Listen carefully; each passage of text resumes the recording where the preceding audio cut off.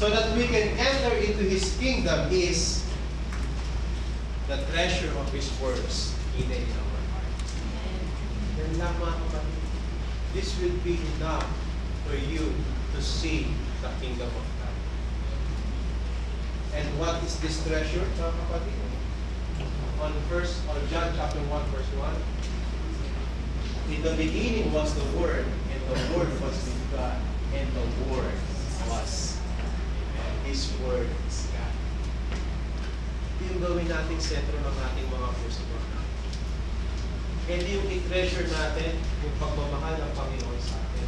The salvation that God gave unto us. The joy, parang kung binabanggit yung joy of salvation. Dahil napakasarap alalahanin yung salvation ng pagdapo sa atin. It will really give you good see. So mga kapatid, are we clear on this point? That there's no treasure on heaven, on earth, that God desires most. It's that your heart that has God in the center. And for sure, kung yan ang gagawin natin, we could see the kingdom of God. And when God came, wow, you will be here. Well done, my good and faithful servant. God will enjoy the happiness of your master. And then, we will be in heaven. Amen? Amen. Heaven, there will be perfect you and me. Wala na tayong panghahanapin pa, wala na tayong mga naisip pa, kundi ang magbigay ng papulit sa Amen? Amen? Let's all bow down and pray. Lord, maraming salamat, Panginoon, sa umaga nito. For giving us a short message, but a concrete one, Panginoon. Yes, Lord, we admit in our life, Panginoon, that we desire, Panginoon, to be with you. Every time we utter the word, Lord, come into our life, change us, Panginoon. But sometimes, Panginoon, we do not want to be with you, Panginoon. And this morning, Panginoon, you teach us, Panginoon, how we could really be entered in your kingdom. Lord, sorry for the excess baggage in our life that we treasure so much. That is not necessarily, Panginoon. Lord, sa umagang ito, you teach us to humble our heart, Panginoon, and see that we are nothing, Panginoon. See that all is fall under your grace, Panginoon. Lord, as we write those things in this paper of your God, Lord, declaring, Panginoon, this thing has no longer hold of us, Panginoon. This thing, this person, Panginoon, can no longer control us, Panginoon. And we pray, Panginoon, from now on, we will be controlled by your Holy Spirit. The feeling of the Holy Spirit, what we desire more from the Holy Spirit. So that we will be gladly, Panginoon, to wait on you, Panginoon, to be with you, Lord. That is why, Panginoon, sa umagang ito, Panginoon, I am praying, Panginoon, for your sons and daughters in this place. Always be with them, Panginoon. Always reveal to them, Panginoon, your ways. Always reveal to them, Panginoon, your guidance, Panginoon. And always reveal to them, Panginoon, your plans in their life, Panginoon. Lord, I speak blessing upon blessing, Lord, sa buhay na aking mga kapatid na ito. And truly, Panginoon,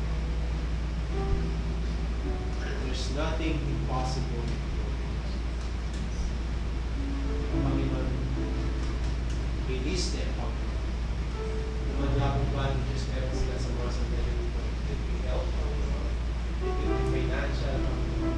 It could be resources, Panginoon. It could be relationship of your God.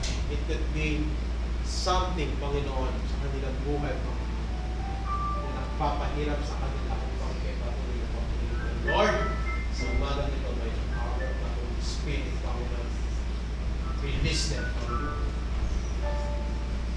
Let your Holy Spirit guide us. As we desire to see your kingdom, Panginoon. Turo mo, Panginoon, sa amin. Pangalagaan, treasure of the Holy One is you. Please, ang Panginoon,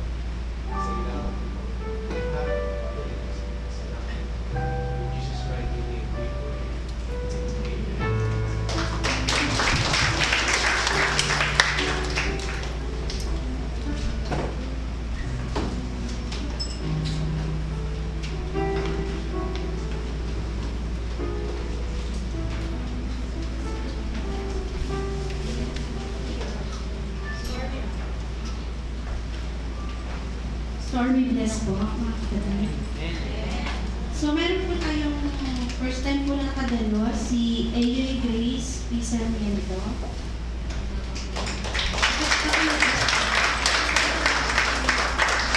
At yung isa po is Joanne C. Santos po. Bumili po na hindi po ito yung mahuli. Ito po yung start ng pagkakaroon po ng commitment sa Lord. No? Then, lahat po ba tayo may Logos today po? So, dito po sa first part ng Logos today, nandyan po yung yung mga ministry po natin. I believe po na lahat po tayo may talents and gifts na pinagkaloob ng Lord. No? So, mapagamit po tayo sa Lord. Kasi sayang po yan, mga gifts na yan. No? Then, dito po sa kabila is yung message po ng ating pastor. Then, dito po sa baba, yung mga prayer concern po natin, i-include po natin siya sa ating devotion, sa ating time with the Lord po. So, makibukas po kayo sa akin sa Malakay 3:10. So, alam na yung iba. Pero uulit at uulitin pa rin po natin. Malakay 3:10. Bring the whole tithe into the storehouse, that there may be food in my house. Test me in this, says the Lord Almighty. And see if I will not throw open the floodgates of heaven and pour out so much blessing that there will not be room enough to store it. So yung po, binabasa po kasi ako, no? So yung Malakay 3:10 po is a fourth God's promise under providence po. So as a believer po, we living na po as a providence.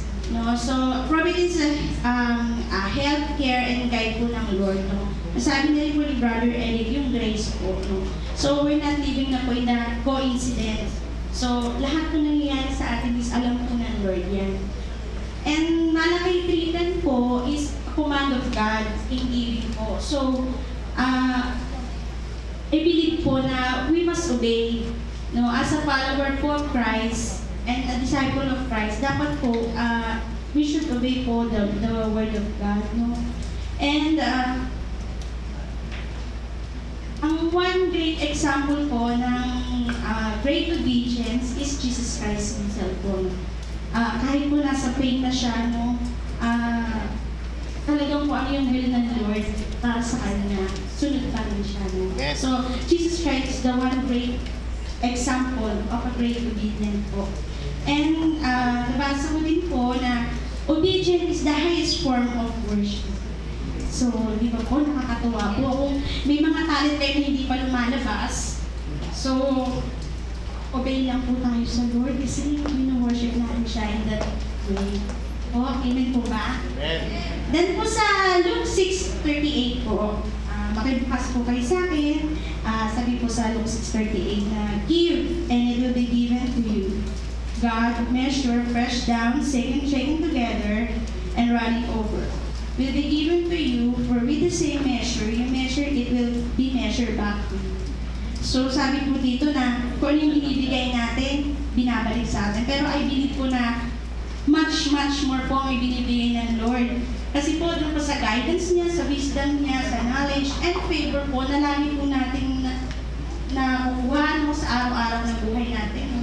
During sa production, no? Yung mga favor, yung pag-iingat sa atin. So I believe po na much more po ang ibinibigay ng Lord. Hindi lang po sa provision na binibigay niya sa atin sa araw-araw. No? And I believe po na yung blessings na yan is na-extend po niya sa family natin. Amen. I believe po. And also na ang pinaka po is yung mga lost soul. Like me. Way back po, May 2013, when I accepted Jesus Christ as my Lord and personal Savior. And same year po, August, na-baptize din po ako. So, nagpapasalamat po ako sa buhay ng sa inyo mga kapatid na patuloy na nagbibigay sa Lord, no? Kasi kung hindi po sa pagbibigay niyo, wala po ako. No? Marami pong wala dito kung hindi po sa pagbibigay niyo. Kaya maraming salamat sa Panginoon, no? At patuloy po kayong pagpapalaki. No? So, ang isa pa pong encouragement ko po sa lahat, no? Na sabay-sabay po tayong maglingkod sa Lord Sabay-sabay po tayong magbigay sa gawain ng Lord at sabay-sabay po tayong lumagos pananampalataya sa Panginoon. Amen. Amen po ba? Amen. Okay po, so bago po tawagin yung special number po, so ipag-pray po natin yung mga ano po natin, tithes and offering. Let's bow our head and pray. Hallelujah, Father God, we praise you, Jesus. Lord, maraming salamat po sa umagang ito, Panginoon. Maraming salamat po, Panginoon, sa iyong salita, Panginoon. At once again, Panginoon, na-reveal na naman po kami, Panginoon, sa aming po mga kasalanan, sa mga hinuhulog po namin sa buhay namin, na hindi naman po yun nakakalugod sa inyo, Panginoon. Panginoon, we pray din po sa kapatid namin, si Brother Eric, Panginoon, na patuloy niyo pong ginagamit sa inyong ministeryo. Panginoon, upang palaganapin ang salita ninyo, Panginoon. At we believe po and we pray na i-extend niyo po ang inyong mighty hand, Panginoon, kung ano po yung pagpapalang nare-receive po niya dito, ganun din po sa pamilya niya na nasa Pilipinas, Panginoon. Ingatan niyo po sila, Panginoon, at kayo po ang bumabay sa kanila, Panginoon. Panginoon, sa amin po mga tithes and offering, Panginoon, we pray, Panginoon, na itong mga kaloob na ito ay magamit lamang, Panginoon, sa kalalaki at kalalago ng iyong kingdom here in earth, Panginoon. At Panginoon, sa aming pong pagbibigay, we know, Panginoon, and we pray na mas marami pa pong lost soul na masave, Panginoon, ang bawat isa po na katulad namin, na natagpuan ng dahil sa pagbibigay ng marami, Panginoon. At Panginoon, we pray po na kami po ay magbigay ng tao sa aming puso, Panginoon, at hindi po kami nag-aanilangan, Panginoon, dahil everything na meron kami ay galing sa inyo, Lord. Panginoon, kayo po ang bumabay sa mga bawat isa, Panginoon. Ganun din po, Panginoon, sa mga prayer request po na nandito sa sobrang ito na nakaloob, Panginoon. Panginoon, we pray po, Panginoon, na na-deliver niyo po ang desire ng bawat isa, Panginoon. And it will be given to them in your perfect time and in your perfect will, Panginoon. At alam po namin, Panginoon, na kami po ay magpapatuloy na magbibigay sa inyo, Panginoon. Panginoon, let your will be done po sa bawat isa. Kayo po ang maghari sa buhay ng bawat isa. Ito po ang aming samot dalangin